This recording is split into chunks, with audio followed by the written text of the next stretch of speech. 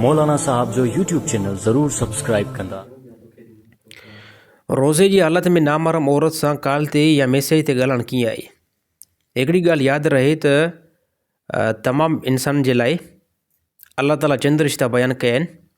मसलन तौरु माउ, भेण, मासी, पुफी ऐं चंद रिश्ता ॿिया आहिनि। अल्लाह ताला हुकुम ॾिनो त इन रिश्तनि खां अलावा बाक़ी दुनिया जूं तमामु औरतूं तव्हांजे लाइ नामहरम आहिनि ऐं उन्हनि सां जेकॾहिं अगरि तव्हां ॻाल्हि ॿोल कई, हाल अहवाल कया त तव्हां इंतिहाई जेको गुनाहगार थींदव। असांजा तमामु घणा नौजवान जेके पूरे साल जे अंदरि पंहिंजी गर्लफ्रेंड, दोस्तनि, औरतुनि सां कॉल ते गपशप में लॻा पिया हूंदा आहिनि ऐं अहिड़ी तरह चैट में जेको लॻा पिया हूंदा आहिनि।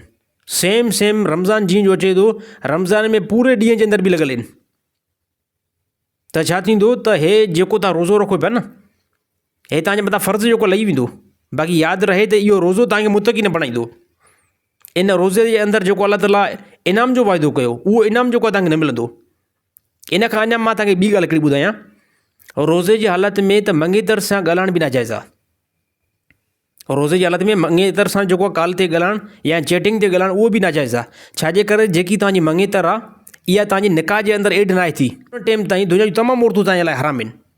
बाक़ी इहे असांजा तमामु घणा नौजवान, इहो मर्ज़ ख़ासि करे औरतुनि में बि आहे ऐं मर्दनि में बि आहे, त पूरे साल जे अंदरि राब्ता जेको हलंदा रहंदा मैसेज ते, कॉल ते, त रमज़ान जे मुबारक महीने जे अंदरि बि मुस्लमान इन फेल खे नथा मुड़नि। हालांकि इन जे अंदरि कंहिं क़िस्म जो कोई जेको आहे ॿिए कंहिं इंसान खे नुक़सानु न पवंदो। नुक़सानु जेको आहे तव्हांजे नफ़्सनि खे पहुचंदो, तव्हांजी ज़िंदगी खे पहुचंदो। जेके शयूं अल्लाह ताला हराम कयूं आहिनि ऐं जेके शयूं अल्लाह ताला जंहिं शयुनि खां अल्लाह ताला रोकियो आहे, अगरि कोई बि मुस्लमान, कोई बि मर्द उन खां रुकंदो ऐं औरतूं रुकंदियूं त उहे भलाई ॾिसंदियूं। अगरि जेकॾहिं कोई बि न रुकंदो त नुक़सानु कंहिंखे पहुचंदो, नुक़सानु तव्हांजे नफ़्सनि खे पहुचंदो। जो काफ़ी टाइम खां वठी करे, काफ़ी सालनि खां वठी करे मंगेतर सां जेको गपशप हले थी ऐं औरत खे पंहिंजा घरवारा बि कुझु नथा चवनि। हालांकि उहे चवंदा हे हिन जो मंगे थो, हिन सां कलाम कंदो रहे। ऐं अहिड़ी तरह मर्द खे त कोई चवण वारो ई न आहे, उहो बि हुन सां कलाम कंदो रहंदो। हालांकि चवंदा हे को भलो कमु आहे। हालांकि यादि रहे त इहो नाजाइज़ कमु आहे। हे कमु को भलो न आहे, हे बुछड़ो कमु आहे। छाजे करे उन टाइम इहा औरत इन सां ॻाल्हाई आहे जंहिं टाइम तव्हांजो निकाह थियल हुजे। निकाह खां पहिरियां जेको बि ॻाल्हायो वञे थो, इहो सभु जेको आहे गुनाह जे मथां मामूल आहे। सभु जेको आहे नाजाइज़ आहे। कंहिं क़िस्म जो कोई जेकी इजाज़त न आहे।